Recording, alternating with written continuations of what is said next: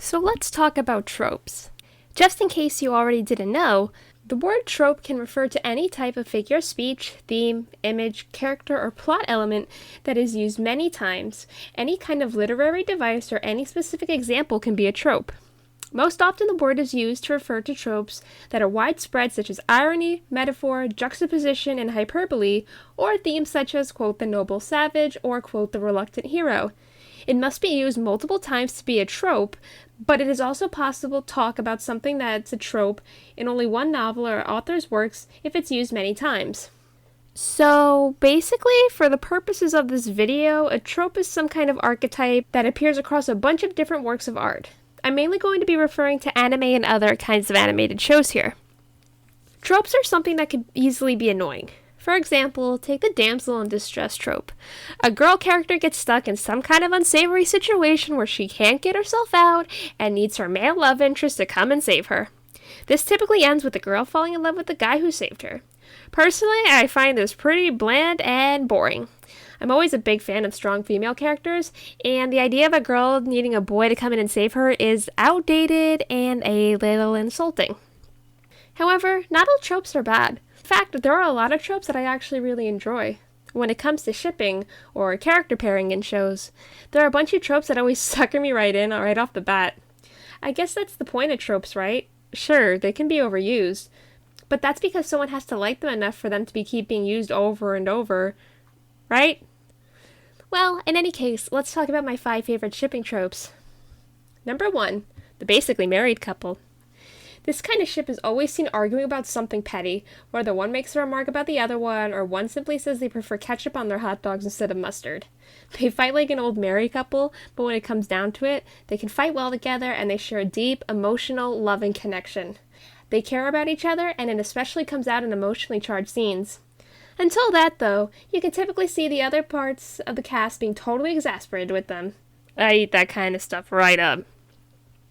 Number 2, the big, tall, scary-looking one, and the tiny one who's actually scary. You would think you would need to be afraid of the tall one, the one that looks like they could kill you just by tripping over you. But no, that's the one who's the gentle giant who might just be quiet or simply have an intimidating first impression. The real terror is their teeny tiny partner. That's the one that's all the fire. That's the one who will absolutely bite your ankles. Their big partner is often seen lifting them up, much like a cat, in order to disengage a fight that they're trying to pick. Really, the giant just uses their height advantage to keep their tiny partner in check. They work well together, and the tiny partner is often seen standing up for the big one. Number 3, the annoying, frustratingly attractive jerk, and the one who's tired of this nonsense. So we have this jerk that's beyond frustrating, annoyingly flirty, very pretty, and the one they're being flirty with who wants absolutely nothing to do with them at first. While the jerk may seem shallow and vain, they actually have a heart of gold, and the second character really starts warming up to that kind of charm. Of course they'd rather die than admit it, though. That's what I like. If the flirty one doesn't have any real depth, and their only purpose is just to be a big nuisance, then this is pretty much ruined for me. However, done right, I love it. Give me a flirt who hides a ton of depth under that pretty smile, and the tired one that slowly falls for the softer side over time. Perfection. Number 4, forbidden love. That's it. That's the trope. There's something keeping them apart. They're on different sides of the main plot. Maybe one is good and one is evil. Maybe their families hate each other. But no matter what, I promise you I'm probably going to love it. Unless it's forbidden for an inappropriate age gap. Then yeah, that's forbidden for a reason and should absolutely stay that way.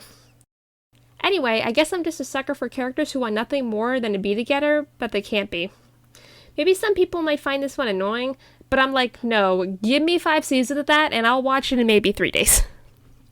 Number 5, childhood friends to lovers. Bonus points if it's friends to enemies to lovers. They start off as best friends, absolutely inseparable. They do everything together, and slowly over time, as they grow up, they start falling in love with each other. Of course, they're both at least a little oblivious, and maybe a little dumb, so neither of them notice for a while until those feelings become really prominent. It's an added bonus if something happens to their friendship that makes them enemies first, but the love they have for each other brings them back together for a happy ending. Am I directly referencing Adora and Catra from She-Ra and the Princesses of Power? Maybe. You can't prove anything. But really, if you haven't watched it, you should. It's on Netflix, it's great. What are you waiting for? I like a lot more than this, but these are just my top favorites that will get to me completely every time. Are your favorites the same as mine? Maybe you have a completely different list? Share them with me in the comments. Maybe I'll do a top 5 most hated ship trope next. That one sounds fun. Also, for all 3 of you that noticed, I changed my channel name. I went from Toy Stories to Venus and Tori. Just something I thought was cute because I'm into zodiacs. Get it? Because it's like having a Venus sign. So it's a play on that by saying Venus and Tori. Anyway, I'm not funny, but my sun sign is Taurus, in case anyone wanted to know. Thank you for watching. It'd be super cool if you could subscribe and hit that thumbs up.